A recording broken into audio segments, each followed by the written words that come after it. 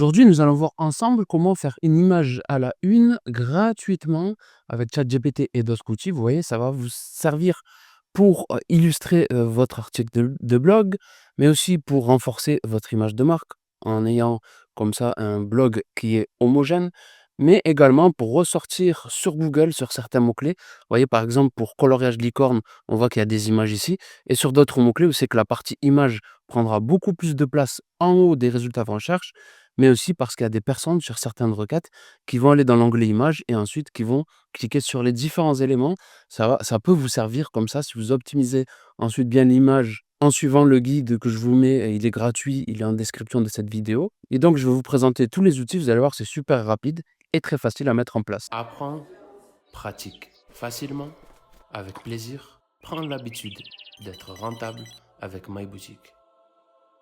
La première chose à faire est d'aller vérifier les dimensions que doivent faire vos images. Pour ça, vous allez sur un article de blog, vous mettez une image de 2000 de large sur, par exemple, 1000 de hauteur. C'est vraiment juste pour avoir une image à la une. Pourquoi? Parce que ça va vous permettre ensuite d'aller vérifier les dimensions ou même, j'ai mieux pour vous. Vous écrivez n'importe quoi, du texte sur votre article de blog, vous faites un clic droit dessus et vous appuyez sur inspecter. Faites en sorte d'être sur un grand écran, bien évidemment, sinon vous n'aurez pas les bons chiffres. Là, vous allez passer votre souris sur le texte et on voit, moi, je peux pas vous montrer là avec la souris, mais vous regardez sur la gauche de l'écran, en largeur, mon image fait 1200. Donc idéalement, mon image à la une doit faire 1200 fois 600, parce que je divise la largeur par 2 ou par 3. 1200 fois 400. Donc quand on va ouvrir notre logiciel d'édition d'images qui est gratuit, vous allez voir, je vais vous le montrer, l'image finale devra faire 1200 fois 600 ou 1200 fois 400. Ce qu'on va ensuite faire, c'est qu'on va se rendre dans le chat GPT et on va taper ce prompt. Fais-moi une image de, vous décrivez votre sujet, son émotion, sa posture et sa description physique. Ensuite, vous mettez une virgule, vous décrivez le décor, une virgule, la caméra, puis le style graphique et enfin le format.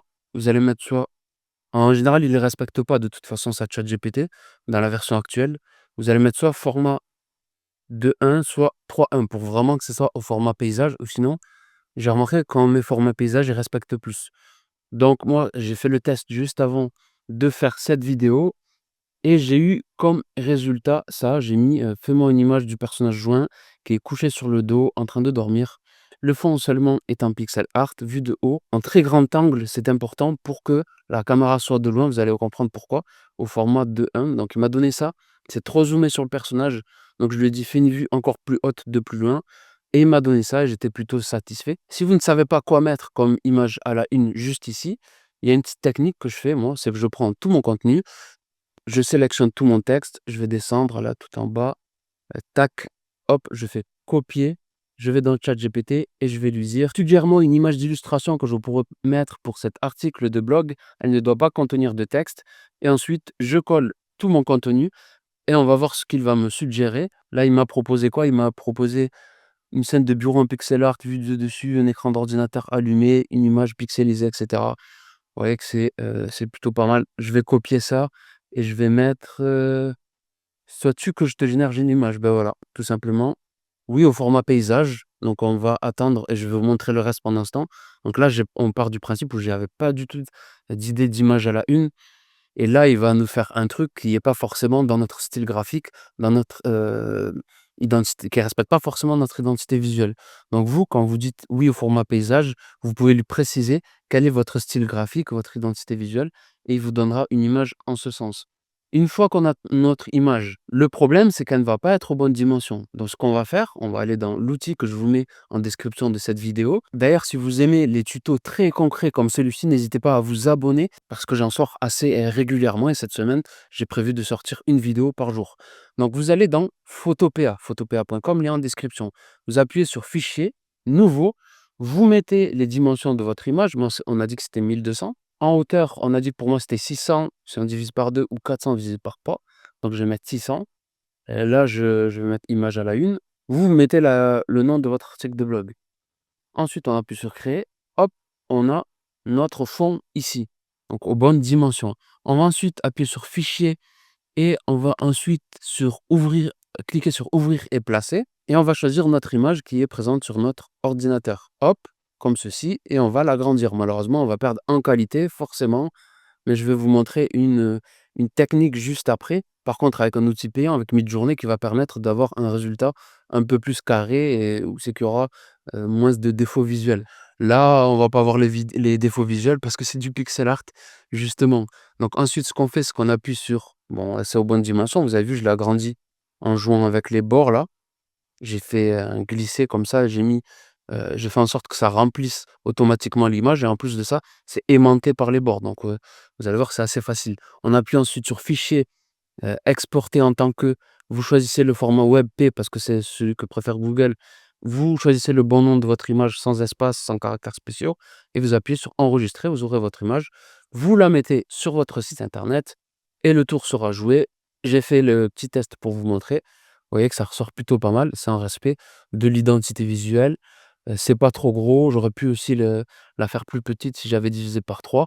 Vous faites un clic droit, inspecter et vous appuyez ici sur, quand vous êtes sur Google Chrome, sur, l'ordinateur et le téléphone et là, vous allez avoir une idée du rendu sur mobile. Vous pouvez jouer avec la largeur de la fenêtre et vous voyez que ça illustre pas mal mon article. C'est assez grand, c'est pas super gros.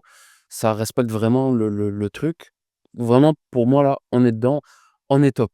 Donc n'oubliez pas de vous abonner si vous aimez les tutos dans ce style-là. Là, on va aller un peu plus loin. Si vous voulez aller, avoir une image de qualité un peu plus contrôler la partie édition, vous allez sur Midjourney, sur la partie juste ici sur le côté Edit, vous ajoutez, l'image que vous avez téléchargée de ChatGPT en appuyant ici. Une fois que l'image est chargée, vous appuyez sur Move, Resize et vous choisissez le format 2:1. C'est tout simplement, en fait, 2/1, ça va faire du coup 1200 fois 600. Là, vous allez pouvoir contrôler le, heu, contenu sur le côté. Vous allez mettre, extend, ça veut ça veut dire étendre tout simplement et vous allez voir que ça va étendre le truc. Et ensuite, une fois que ça sera terminé, vous allez appuyer sur Upscale to Gallery ici et vous allez avoir une très, très grande image et ensuite vous allez répéter le process.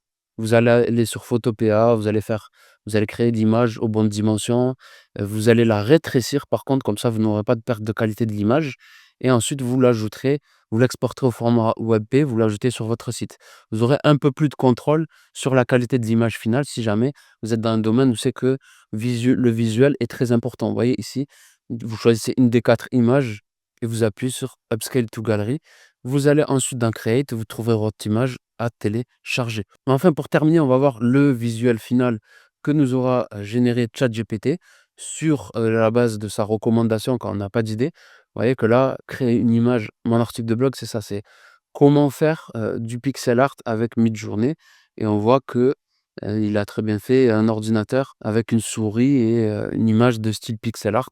On aurait très bien pu l'utiliser, elle aurait été pas mal. J'aurais pu lui dire aussi de faire une image, enfin une main violette. Hop là, je lui ai mis ce prompt: «Fais la même image, mais avec la main violette au format 3/1». On va voir ce que ça donne dans quelques secondes et vous voyez, l'image là de la main violette, bon elle est un peu trop foncée, parce que mon perso il est pas trop comme ça. J'aurais dû lui indiquer le code couleur, il comprend très bien.